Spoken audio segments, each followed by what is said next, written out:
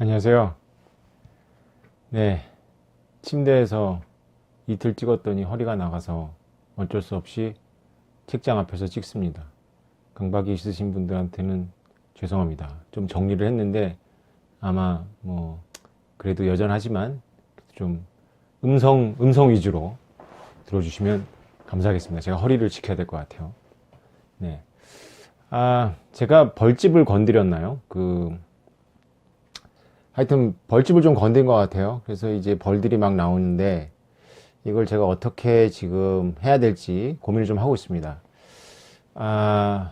JP 모건이 문제의 JP 모건, 제이미 다이먼이 보스로 있죠. 제가 GA 족보에서도 가장 문제적인 엘리트라고 이제 지적을 했는데 역시나 문제적인 인간이에요. 이 인간이. 그러니까 엘리트들이 선의를 가지고 거짓말 할 수 있거든요. 그게 이제 엘리트들의 또 책무이기도 합니다. 제가 그 책에서 극장에서 불이 났으면 극장 주인이 불이야! 하고 외치는 것이 답이냐. 그렇지 않다고 썼죠. 그 영화를 보는 관람객들이 뭐 냄새도 나고 연기가 보여. 그러면 일단 안심을 시켜야 되겠죠. 우리가 다 통제하고 있고 이건 불이 아니고 뭐 약간의 그거다. 뭐 장례 방송을 따라달라. 그래 놓고 이제 좋은 리더는 안전하게 대피할 수 있는 방법을 강구하고요. 나쁜 리더는 이제 지하고 지 관계자들 먼저 도망가겠죠. 제이미 다이먼은 저는 후자라고 생각합니다. 굉장히 못됐어요. 오늘 포브스지에 그 JP 모건이 5가지 종류의 암호화폐를 사고 파는 그 서비스를 시작한다고 합니다. 뭐 진짜인지 모르겠는데 뭐 미국 대형은행 최초라고 하네요. 이게 과연 최초인지는 잘 모르겠어요. 근데 어쨌건 뭐 그건 제가 뭐 확인할 수 없으니까 기자의 말을 듣자면 미국 은행 최초로 뭐 엄청나게 큰 펀드에서 그 JP 모건 펀드가 있겠죠. 뭐 부자들만 대상으로 하는 것 같아요. 제가 속사정 잘 모릅니다. 그 용어들을 그게 뭐 단어 풀어가지고 될 일은 아니고 그 자기네 뭐 뭔가 있겠죠. 하여튼 그 섹터에서 비트코인 캐시, 뭐 이더리움 클래식 뭐 이렇게 뭐 이런 등등을 이제 사고 팔게 해준다고 하네요. 네, 이제 못됐죠. 2017년도에 비트코인은 사기다라고 해놓고 얼마 전에는 이제 이더리움이 뭐 엄청나게 이 시장이 커질 것이다 뭐 이런 보고서 내고 하기는 이제 비트코인 캐시, 뭐 이더리움 클래식, 뭐 도찐가 나머지 하나는 하여튼 뭐 이렇게 시작을 한다고 합니다. 저는 은행들의 흐름에 굉장히 관심이 많이 있습니다. 제 사고 체계를 쭉 여러분들이 따라오시면 왜 그런지 이해하실 수 있으실 건데요. 제가 벌집을 건드렸다라고 생각하는 부분은 이겁니다. 제 채널에 저의 목적에 대해서 끊임없이 여러분들이 의심을 하고 계신 것 같아요. 보통 이제 식자들이 의심을 하는 거예요. 식자들이 자꾸 저에게 그 말을 시키고 있는 것 같아요.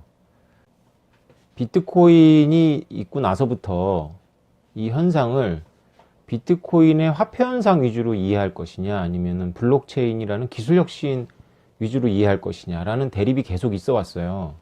그냥 뭐 이것도 하고 이것도 하면 좋을 텐데 왜 이렇게 대립해야 되냐라고 물어보면 할 말이 없는데 그 대립항을 만든 것은 두 군데입니다. 하나는 뭐냐면 금융권, 골드만삭스를 비롯한 금융권과 이 현상을 제대로 이해하기 어려웠지만 자신들이 기존에 가지고 있는 지식 체계에 무리 없이 이렇게 받아들일 수 있는 틀을 요구했던 매스미디어.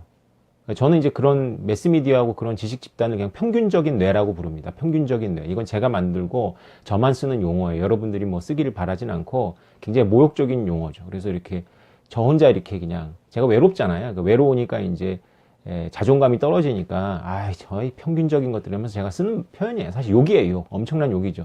뭐 PhD 받고 뭐 하버드 나오고 이런 애들을 제가 그냥 저 평균들 이렇게 말하는 거거든요. 여러분 참고하십시오. 뭐 제 자존감을 저도 보호 본능이 있잖아요. 7년 동안 얼마나 몰렸겠습니까? 네. 조롱을 달고 살아야 되는 겁니다. 비트코이너는 양쪽에서. 아무튼 그 평균적인 애들한테 딱 맞죠. 이건 기술 혁신이지 화폐 현상이 아니다 이렇게 말하는 게요. 그죠? 그리고 또 하나의 진영은 이제 블록체인 2.0이라는 걸 이제 캐치플레이드, 마케팅 용어로는 최고 성공한 거죠. 블록체인 2.0이라는 걸 걸고 블록체인 1.0이라고 돼버렸으니까 비트코인이. 그리고 업솔릿 돼버리는 거죠. 그죠? 그리고 재미를 봤죠. 마케팅적으로. 그 두 가지 축에 하나 뭐냐면 이제 정부, 금융권, 매스미디어가 화폐 현상이라는 거를 죽이고 블록체인 기술 혁신으로 몰고 가고 싶어 했고, 이더리움의 블록체인 2.0과 그 진영들이 이렇게 그걸 또 이렇게 짜움을 먹고 뭐 이렇게 짰다는 건 아니고 이렇게 호응을 하고 이렇게 갔죠. 그래서 이게 비트코인 화폐 현상이라는 게 왕창 빠져 있는 거예요, 지금. 비트코인 화폐 현상이라는 게 여러분들의 지각 속에 없습니다. 어제 제 영상에서 그 10분 딜레이 되는 것도 여러분들 오해하고 계셨던 거잖아요. 그 제 말이 맞거든요. 여러분들이 왜 그 사용자 경험을 하고 나서 이 시간 많이 걸린다라고 하는 건 여러분들 거래소에서 보내고 받고 그런 거예요. 거래소에서는 아무리 혁신적인 코인을 주고받아도 시간이 많이 걸립니다. 그거 왜 그러냐면 거래소가 해킹 반지용으로다가 이렇게 시간을 굉장히 딜레이 시키는 거예요. 맨 처음에 시작되기는 이제 착각들을 해가지고 51% 공격인 이런 것들이 지식이 이렇게 어렵잖아요. 그게 직관적이지 않잖아요. 그러니까 이제 그 사토시 나카모토의 제자들, 그 엔지니어들처럼 이해한 거예요. 이 6블록이 쌓이기 전까지는 되게 이게 불안정하구나. 이렇게 생각을 하니까 처음에 거래소들이 6컨펌이라는 걸 고집했어요. 그래서 제가 비트코인을 거래소에 보내도 6컨펌 이전까지는 이제 거래소 제 계좌에 안 들어가고, 그다음에 제가 그것을 뽑아도 6컨펌까지 이렇게 안 나오고 뭐 이런 식으로 하다가 이제는 해킹을 자꾸 거래소들이 당하니까 해커가 이렇게 수시로 넣었다 뺐다 하지 못하게 그냥 뭐 어떤 코인, 비트코인 캐시건 뭐 이더리움이건 그냥 오래 걸어놔요. 오래 이렇게 요청을 하면. 그리고 이제 요새는 이제 차익 거래를 방지시키려고 그러는 것 같아요. 그래서 거래소들 간의 가격 차이가 나면 요거를 먹을 수 있으니까 요 차익 거래 방지하려고 여기서 빼가지고 일로 보내서 여기서 팔고 뭐 이런 거 방지하려고 시간을 막 하루씩 딜레이 시키는 코인들도 있잖아요. 그거는 여러분들이, 그러니까 여러분들이 진짜로 저처럼 제발 비트코인을 스마트폰 지갑에서 다른 스마트폰 지갑으로 보내고 받고를 해야 돼요. 근데 이걸 여러분한테 지금은 제가 기대를 할 수가 없어요. 왜냐면 수수료가 너무 비싸가지고 0.001 비트코인을 보내면서 0.001 수수료를 내면 좀 억울하잖아요. 그죠?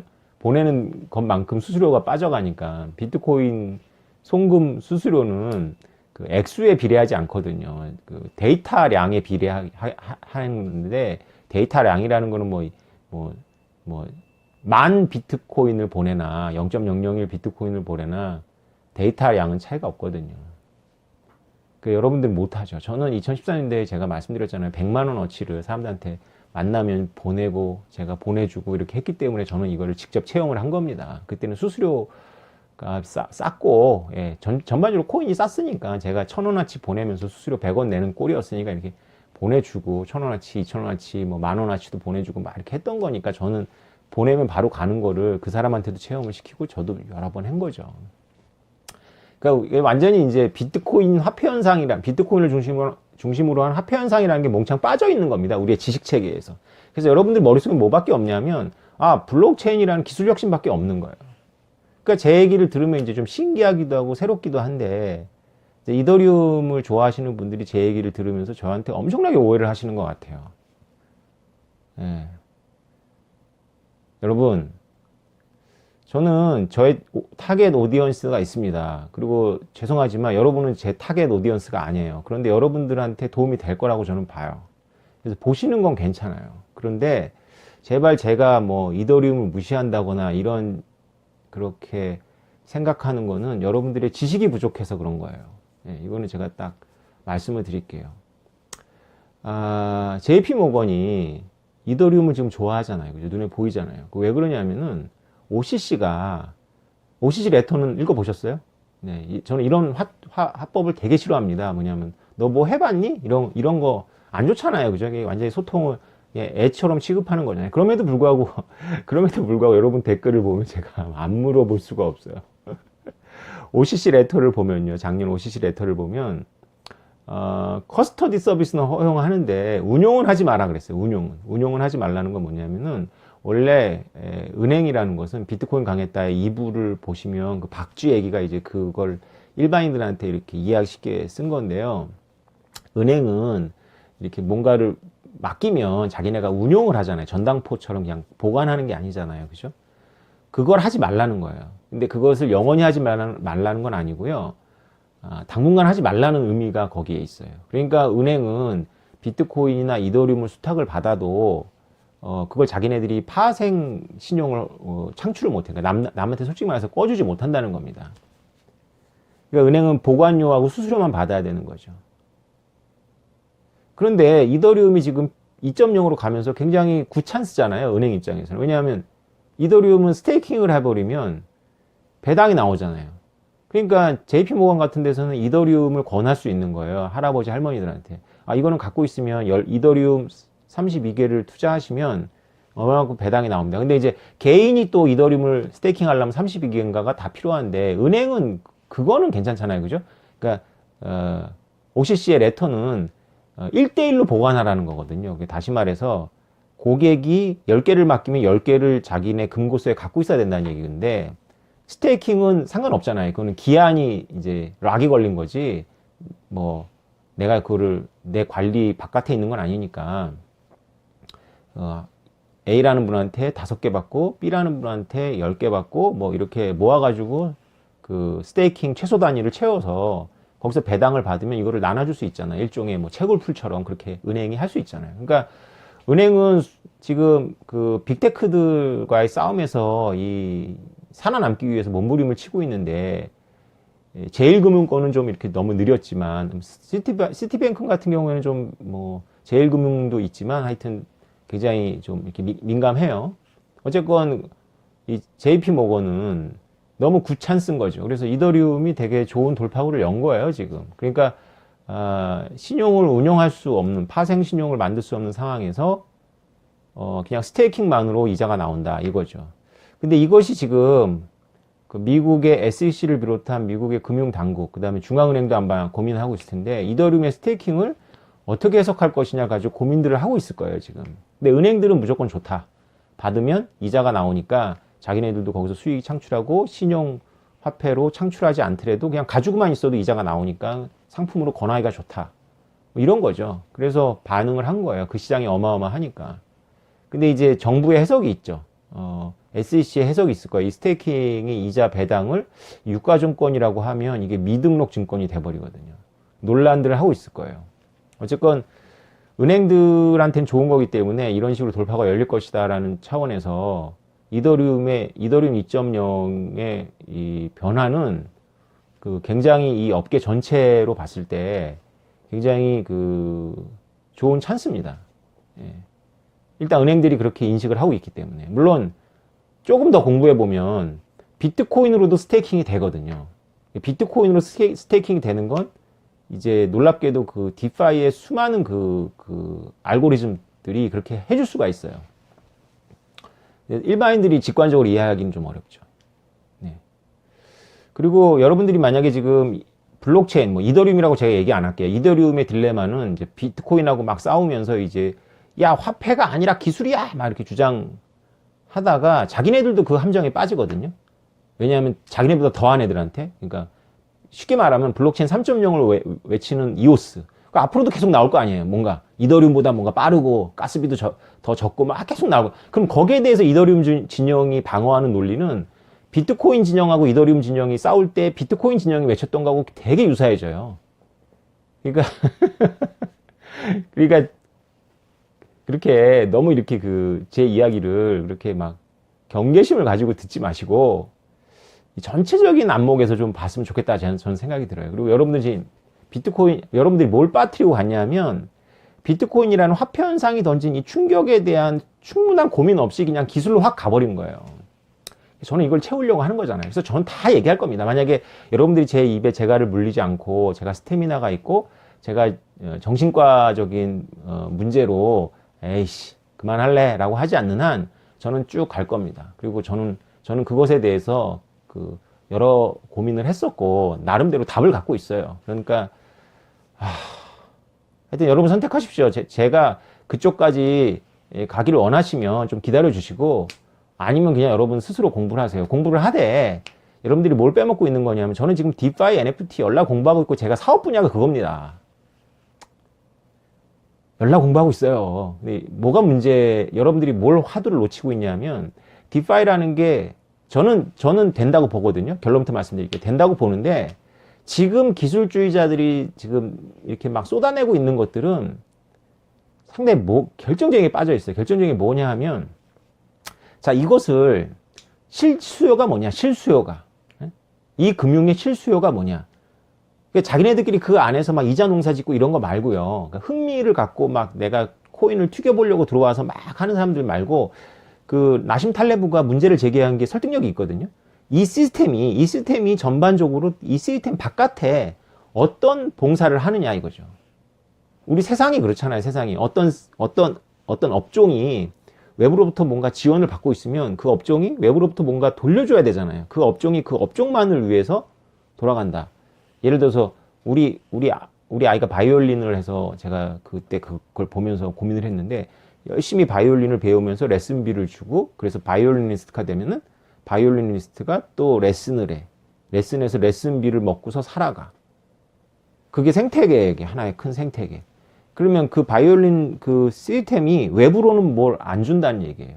쉽게 말해서 우리나라가 막 음악 시장이 막 엄청 커가지고 바이올린 앨범을 사주고, 누가 바이올린 독주회 하면 가갖고 듣고, 뭐 이런 시장이 이제 저변이 있어야지 그 바이올린 업종이라는 게 이게 존재 의의가 있는 건데, 이게 세상 원리거든요. 근데 가만히 제가 봤더니 이 내부 순환이 더 커. 그러니까 어렸을 때 바이올린 애들 수많이 가르치잖아요. 그 선생님들은 그 옛날에 그렇게 하면서 돈 낸 분들이거든요. 그분들 중에 일부가 남아가지고 바이올린 선생님이 돼서 애들을 가르치고, 입시를 가르치면 애들이 입시 경쟁에서 바이올린 열심히 해가면서 비트코인 20개 쓰고 막 이러면서 가면서 대학 가고 또 바이올린 선생 되고 이렇게 되거든요. 그러면 거기에는 유일하게 어떤 저변이 있냐면 피라미드라는 저변이 있는 거예요. 그냥 바이올린 좀 한 달 배울 애들, 1년 배울 애들, 그다음 입시, 우리 딸처럼 입시하다가 3년만 하고 그만둘 애들, 이런 애들이 외부에서 돈을 다 가지고 들어와가지고 이 생태계를 먹여 살리는 거지. 이 생태계가, 한국의 경우 이 생태계가 바이올린에 출중한 바이올리니스트를 배출해가지고 막 사람들한테 감동을 주고 막 이런 시장은 크지 않다는 거죠. 그러니까 굉장히 이게 그러니까 뭐냐 불안정한 거죠. 불안정하잖아요. 그죠? 만약에 이게 주가 되지 않고 자기네 생태계 내부에서의 이 순환이 주가 되지 않고 외부의 저변이 넓다면 이 생태계는 굉장히 튼실한 거거든요. 이해가 되시죠? 외부로 많은 걸 주잖아요. 외부로. 그러면 외부로부터 많은 것들이 들어와도 되는 거거든요. 근데 나심 탈레브는 니네가 뭘 외부로 주냐. 비트코인 얘기까지를 했는데, 뭐 블록체인 싸잡아서 욕하는 겁니다. 니네가 뭘 외부로 주냐. 여러분들 디파이의 그 수많은 그 알고리즘이 중요한 게 아니라 도대체 외부에 무엇을 주냐는 거야. 실수요가 무엇이냐라는 거예요.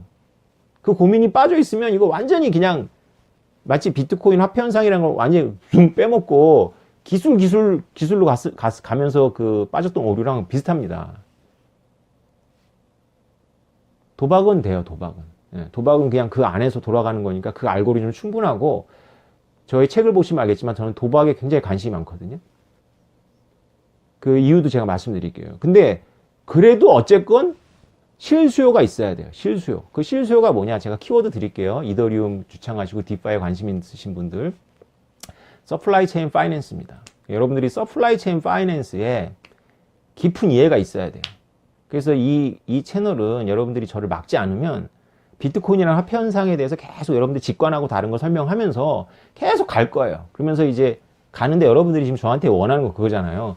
아, 그 업소빙 배리어에서 왜 꼭 비트코인만 갖고 국경을 넘어야 되느냐. 이더리움은 안 되냐. 그런 거잖아요. 그죠? 아, 예. 답을 말씀드려요. 예. 그 업소빙 배리어가 오는 게 5년 후라면 이더리움도 맞아요. 30년 후라면 이더리움도 맞을 거예요. 70년 후라면 잘 모르겠어요. 솔직히. 그거에 대한 해답을 제가 찾고 있는 겁니다. 왜냐하면 이더리움이 만약에 기술로다가 비트코인을 태물로 보냈다면 똑같은 논리로 이더리움도 태물이 되지 않겠어요? 기술만이라면. 그죠? 그러니까 여기 이 현상에는, 화폐 현상에는 기술 말고 뭐가 더 있다는 거죠. 근데 그게 너무 중요하다는 거예요. 이제 올테민의 이 이야기가 이해가 되십니까? 나심 탈레브의 논문을 보면 제가 두 번의 영상에서 찍은 내용 말고 또 있어요. 그게 뭐냐면 나심 탈레브가 이제 위기관리 전문가거든요. 이게 확률론에 대해서 이해가 깊은 분이에요. 저도 통계 확률을 공부했기 때문에 저는 이해를 할 수 있는데 여러분한테 어떻게 설명할 수 있는지가 참 애매해서 그 부분을 빼뜨렸는데, 아주 쉽게 말씀드리면 나심 탈레브는 직렬회로로 본 거예요. 이 기술을 직렬회로로. 여러분 직렬회로 아세요? 그러니까 크리스마스 트리를 만드는데 그 등들이 막 깜빡깜빡 하잖아요. 세 쌍이 있어요. 빨간색, 파란색, 초록색 등이 있는데 얘네들이 이렇게 왔다 갔다 하잖아요. 근데 파란색 등들, 빨간색 등들이 이렇게 보면 직렬회로로 되어 있는 경우가 있어요. 그러면 그 중에 한 등만 나가도 빨간색 등이 다 블라인드가 됩니다. 안 들어와요. 그러면 그거를 찾으려고, 그게 트리가 막 엄청나게 큰 트리라면, 교회 하나를 다 덮는 트리라면은 그 빨간색 전구만 한 300개 되거든요. 그럼 300개를 전부 테스트를 해봐야 되는 거야. 왜냐하면 그 중에 하나라도 그 필라멘트가 나가면 그 빨간색 등은 안 들어오는 거예요. 그러면 크리스마스 트리가 엉망이 되는 거잖아요. 이게 1-P값, 1-P인데 그 P가 뭐냐면 그 0.9, 0.99999, 0.9999999. 예, 무한승입니다. 0.99999의 무한승. 0.99999를 무한승할 필요도 없어요. 0.99999면 굉장히 1에 가깝잖아요. 근데 그거를 한 10,000번 제곱한 다음에 그 값을 1에서 빼주면 1이 나오거든요. 왜냐하면 이 값이 0에 수렴하기 때문에. 이 얘기는 뭐냐면은 매번 아무리 높은 확률로다가 성공을 하더라도 매번 성공을 해야지만 전체적으로 성공이다 라고 한다면, 그 중에 한 번이라도 오류가 나면 전체적 시스템이 붕괴된다면 이거 시스템 붕괴된다는 이야기입니다. 직렬이기 때문에. 그러니까 기본적으로 나심 탈레브는 이 시스템을, 비트코인 시스템을 직렬회로로 본 거예요. 그래서 반드시 업소빙 배리어에 온다. 그러니까 제가 지난번에 설명했던 그 가격의 성장 한계만이 아니라 기술적인 이유로, 그러니까 그 도태된다는 거예요. 그러니까 새로운 기술에 의해 가지고, 새로운 기술에 도태되면 안 되겠냐, 영원히 안 되겠냐, 지금까지 잘했다고 그것이 미래를 보장하냐, 영원히 안 되겠냐, 0.99999의 무한승 아니냐, 그러면 니네 0되고 1-0은 1이기 때문에 반드시 붕괴한다, 붕괴될 확률 1, 이렇게 얘기한 거거든요. 그래서 기술로만 보면 안 되는 거예요. 여러분들은 지금 제 말이 믿어지지 않지만 화폐는 장부라고 했잖아요. 담배를 화폐로 사용하고 있었던 섬은 담배 피는 사람이 없어져도 화폐로 사용한다, 안 한다? 화폐로 사용한다는 거예요. 왜 화폐로 사용하냐? 그 담배가 장부기 때문에 그렇습니다. 다시 말해서 나심 탈레브가 뭘로 치고 있냐 하면은 비트코인의 붕괴, 개별 이벤트에서의 붕괴 확률은 0.99999가 맞는데, 1이 아니고 0.999가 맞는데, 시간이 지나면요 의미가 없어져요. 장부이기 때문에. 이게 화폐 현상이기 때문에. 그래서 그런 기술적인 붕괴가 비트코인에 투자한 사람들을 붕괴시키지 않아요. 믿어지지 않죠. 지금 붕괴돼요. 지금은. 만약 그런 일이 지금 벌어진다면. 근데 100년 후에 그런 일이 온다면 붕괴되지 않습니다. 그거를 제가 설명하기 위해서 인문학을 갖고 와야 되는 거고, 화폐는 장부라는 얘기를 해야 되는 거예요. 여러분들은 지금 제 말이 믿어지지 않죠. 그러면 이제 제가 그만두게 만들든가, 미친 소리 하고 있으니까. 아니면 제 얘기를 계속 들어보실래요? 앞으로 계속 해야 되겠죠. 여기까지 여러분들 끌고 가려면 힘듭니다. 사람들이 이 비트코인이라는 화폐 현상을 몽창 빼버리고 나심 탈레브가 거기 지금 그 오류에 빠진 거거든요. 이건 이해했어. 이거 화폐 알았어. 오케이. 분산 장부 오케이. 그 다음에 기술로 들어가 버린 거예요. 여러분들처럼, 관료들처럼, 은행들처럼. 그러니까 이게 신기한 게 자꾸 죽였다고 생각하면 튀어나오고, 죽였다고 생각하면 튀어나오는 거잖아요. 비트코이너들은 이런 경험을 하고 있어요. 조롱당하는. 근데 이더리움 진영은 이런 경험 없잖아요. 왜냐하면 언제나 적대적이지 않은 환경 속에 있어서 하나요. 지적으로도. 여러분들이 그걸 이해를 하셔야 돼요. 여러분 비트코인 맥시들을 막 말이 안 통한다고 비난하는데, 여러분 전 세상이 이더리움 진영을 인정해 줍니다. 처음부터. 기술 혁신이고 좋아. 해봐. 근데 좀 그거 너무 심하지 않아? 그 뻥이 심한데? 그 기술. 그런데 이제 비트코인하고 이제 아삼육이 맞는 것 같으니까 비트코인 욕하면서 이더리움도 마탱이를 보내고 이런 경우가 있지만, 이더리움을 떼어가지고 어떤 인문 관료가 그렇게 심하게 욕하고 조롱하고, 한국은행 국장님도 나타나가지고 이더리움 막 욕하진 않잖아요. 여러분들은 그 경험이 없어요. 이 적대적 환경에서 싸움 맷집이 없다고. 왜냐? 진짜 중요한 민감한 논쟁을 피했거든. 화폐 현상이라는. 그러면 이더리움도 똑같은 입장에 처한다니까요. 이오스니 막 이런 거 나와요. 그러면 걔네들이 야 니네 우리보다 느리잖아, 니네 옛날 거잖아 막 이러면서 여러분을 갈아친다니까요. 그럼 여러분 그때 무슨 논리를 쓸 거예요? 결국은 비트코인 맥시멀리스트나 저 같은 비트코이너들이 개발한 논리를 갖고 들이밀 수 없는데 그건 인문학이라니까요. 흥분했습니다. 죄송합니다. 제가 벌집을 건드렸죠. 지금 오늘 바이올린 업계 벌집을 건드렸습니다. 네, 의도치 않게 이더리움 진영과 소통하느라고 제가 바이올린 업계에 벌집을 건드렸는데 이렇게 끝없이 벌집을 건드리다가 끝없이 맴 돌다가 이제 제가 하려고 하는 것들은 못하겠죠. 아 참. 저희 오디언스는요. 누구냐 하면 이분입니다. 건방진 생각이지만 2014년도에 제가 횟가닥 했을 때 보험회사에서 전화가 왔어요. 보험회사 전화가 와서 뭐 라이프 플래닝 뭐 이런 분이 전화를 하셔가지고 저랑 대화를 하기를 원하시더라고요. 여러분들은 그런 전화를 받으면 뭐 바쁘다고 끊었는데 저는 그 당시 너무 마음이 뜨거워서 뭐 이렇게 제가 전화를 받고 그분이 저희 집까지 왔어요. 저희 집까지 와가지고 저는 그 당시 이제 수입이 많이 끊겼기 때문에 보험을 들 입장이 아니었는데 제가 좀 그분한테 잘했어요. 그분이 집까지 올 정도로. 그분이 이제 제가 방문을 요청한 건 아니고 방문에 설명하겠다 그러니까 제가 말리지 않은 거죠. 방문해가지고 제 설명 다 듣고 제가 제 비트코인 강했다는 책을 드렸어요. 그랬더니 그분 얼굴이 싹 변하더라고요.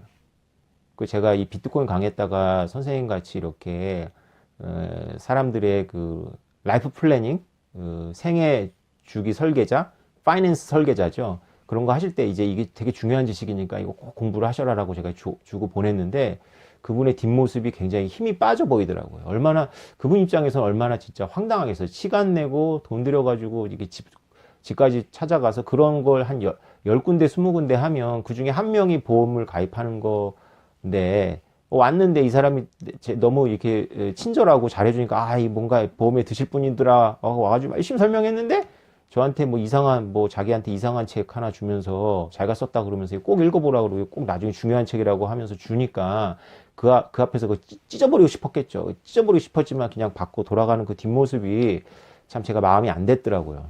그러니까 제가 그렇게 미친놈이에요. 그리고 또 어떤 제 지인들한테 계속 무시를 이제 받으면서 제가 이제 현실 인식이 돼가고 있습니다. 이게 사람들이 싫어하는구나. 이게 사람들이 나를 또라이로 보내 이러는데 제가 이제 어느 지방에 가서 편의점에 딱 들어갔는데 그 편의점에서 이렇게 편의점 아르바이트 하는 그 카운터에 계신 분이 아주 나이가 젊지 않았는데 굉장히 무기력하게 이렇게 앉아 있다가 제가 들어오니까 이렇게 무기력하게 있다가 저한테 이렇게 계산을 해주는데 제가 그분한테 비트코인을 좀 사보세요. 이렇게 말을 할까 말까 되게 고민을 했어요.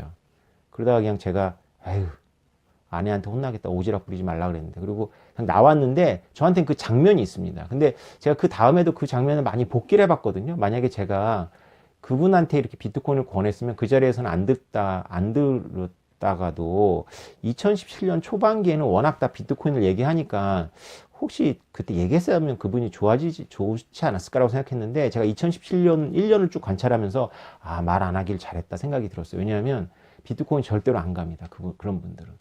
왜냐하면 비트코인은 들어놓으면 전혀 들어보지 않았던 사람들보다는 빨리 수용을 하는데 비트코인으로 안 가고 어디로 가냐면 알트로 가버려요. 그리고 거품이 꺼지면서 다 망해버려요.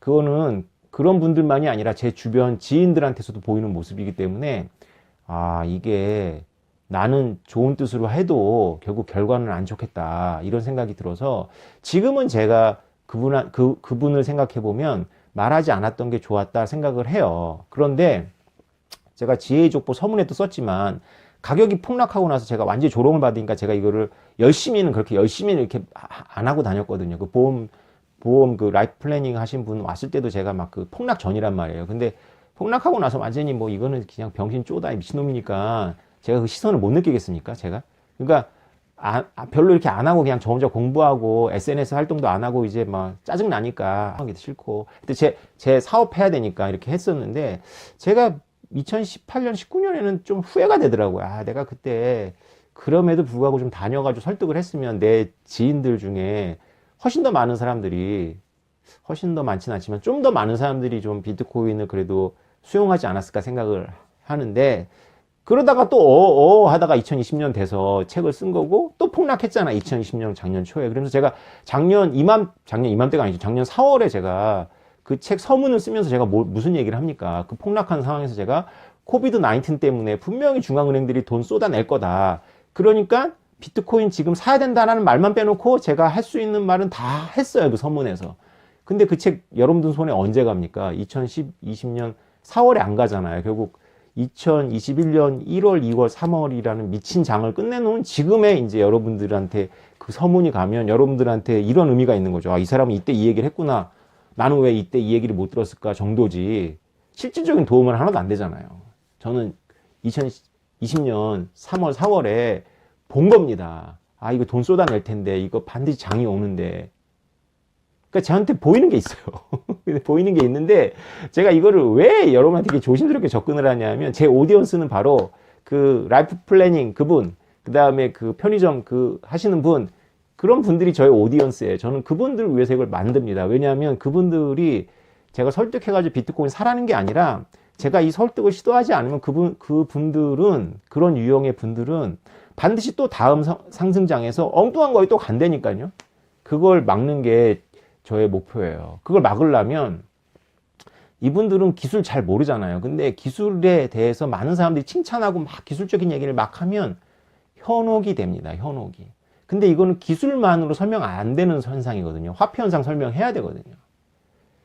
2017년도일 거예요. 2017년도에 2014년도 그 킨텍스 행사 중에 어디서 관광버스로 막 와가지고 저한테 좀 이렇게 장외에서 강의를 좀 해달라고 했어요. 그래서 제가 한 팀 강의를 해주고 두 번째 팀 강의를 하는데 평균 연령이 70이 넘는 거예요. 제 이야기를 듣는 분들이. 그래서 제가 집에 와서 아내한테, 우리 아내는 이제 올해 2월에 머글에서 벗어났잖아요. 그러니까 그 당시만 해도 남편이 이제 확실히 미쳤다. 그래도 뭐 새로운 지식이니까 공부는 하는 건 막지 않았는데, 제가 집에 와가지고 내가 오늘 여러 사람한테 강의를 했는데 평균 연령이 70대 후반이야. 그랬더니만 깜짝 놀라면서 당장 그런 거 하지 말라고 그러더라고요.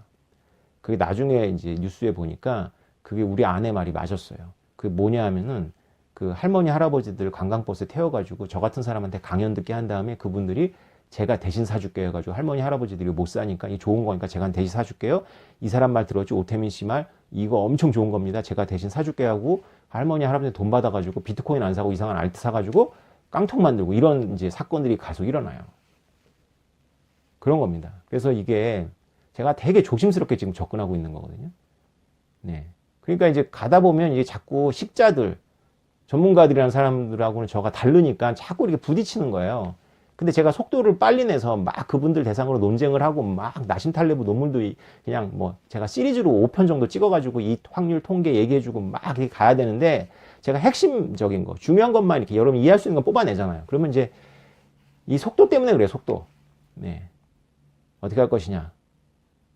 고민을 좀 하고 있습니다.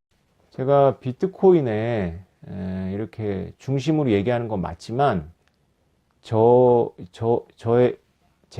지금 공부하고 있는 분야는 비트코인만이 아닙니다. 금융을 공부하고 있고요. 무엇보다도 디파이하고 서플라이 체인 파이낸스가 어떻게 결합될지에 대해서 굉장히 많은 고민을 했고 진전이 있습니다. 제 머릿속에. 쉽게 말해서 제 나름대로 답이 있다는 거예요. 여러분들이 그것까지 들으시려면 앞으로 많이 공부를 하셔야 됩니다. 그걸 지금 당장 내놓으라고 하면 안 돼요. 다시 말해서 업소빙 베리어 상태에서 비트코인 말고 다른 분명히 무엇인가가 여러 개가 있을 거예요.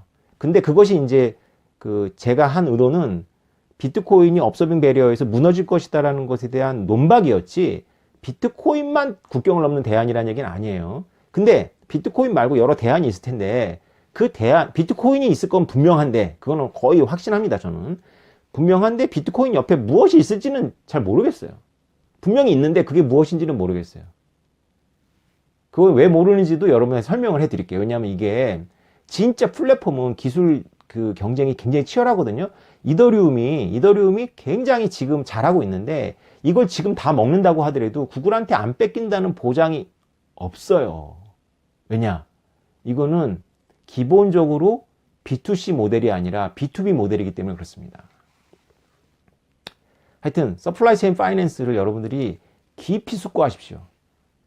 이더리움 진영에 계신 분들, 제 강의를 듣기 싫으면 그냥 여러분이 스스로 서플라이 체인 파이낸스 공부하시면서 지금 디파이하고 이것이 어떻게 결합되는지 고민하셔야지, 서플라이 체인 파이낸스가 빠진 상태에서 디파이는요, 이게 진짜 객관적으로 보면 이게 완전히 장난처럼 보여요. 자기네들끼리 이자 만들어가지고 막 자전 순환, 아까 제가 말씀드린 바이올린, 그 끊임없이 그래서 외부는 그냥 바이올린 한번 배워보려고 하는 아이들 그냥 코올리게들 돈 계속 가져감. 이게 뭐 사회적으로 이렇게 그냥 뭐 공연해가지고 사람들 뻑가게 만들고 이런 건 별로 없고 그렇다는 건 아니에요. 바이올린 업계에 또 제 강의 듣고 댓글 달지 말아 주십시오. 이건 비유입니다. 비유. 예. 그렇다는 거예요. 그렇게 갈 수 있어요. 디파이 지금 그 흐름을 보면 이 중요한 화폐 금융 현상이라는 거를 빼버리고 이렇게 보면 안 됩니다. 화폐 금융 현상이라고 또 말씀, 우리가 왜 화폐 금융 현상을 안 보냐? 우리는 금융 본다 하는데, 오케이. 화폐 현상, 그 본질, 장부 현상. 쉽게 말할게요. 이제 지난주에 이제 청기 누설했으니까 바로 그 장부 현상. 쉽게 말해서 나슴 탈레브가 놓친 거. 담배를 피는 사람이 전혀 없어도 담배는 화폐로 기능한다. 그 섬에서. 그러니까 비트코인이라는 기술이 0.99999 확률로 온전하지만 그거를 무한 자승했을 때 결국 0에 수렴하고 1 빼기 0이기 때문에 반드시 붕괴할 확률 1이다. 라는 그 논리에 대한 반격은 기술이 아니라 장부에 대한 사람들의 집착이다. 장부에 대한 사람들의 믿음이다라는 거죠. 이상입니다. 하여튼 오늘은 제 채널의 오디언스가 누군지 제가 건드렸던 벌집이 사실은 여러분들이 지금 잘못 느끼신 거다. 오히려 제 논리를 따라오면 여러분들이 이더리움 진영에 계신 분들이 이오스니 다른 분들하고 싸울 때 도움이 될 거다. 안 보셔도 된다. 안 보실 거면 서플라이 체인 파이낸스를 공부하셔라. 바이올린 업종, 바이올린 쪽 세계한테는 제가 대단히 죄송하다. 비유를 그렇게 든 이유는 제 딸이 바이올린 했기 때문이고 제 딸이 바이올린 업계에 제 비트코인 20개를 갖다 바쳤기 때문이다. 사감이 있다. 그러나 용서해달라. 이상입니다. 좋은 하루 되세요.